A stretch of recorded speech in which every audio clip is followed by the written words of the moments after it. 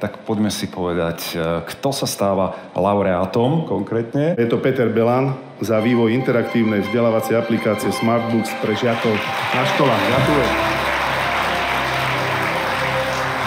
Pán Peter Belan, ktorý pomohol vytvoriť interaktívnu vzdelávaciu aplikáciu Smartbooks pre žiakov. Aj pre vás ocenenie, cena regiónov, takisto trofej, gratulácia a veríme, že teda ten náš národ bude smart. Srdečná vďaka. Ja som vlastne naozaj prekvapený. A chcel by som teda poďakovať aj ja mojej rodine, kolegom, lebo čokoľvek mení vo vzdelávaní je naozaj mimoriadne náročné.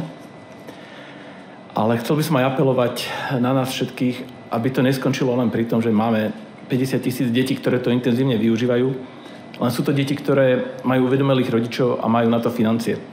Čiže bol by som rád, aby sme to dokázali posunúť aj k tým deťom, ktoré tieto peniaze nemajú. To je taký môj sen.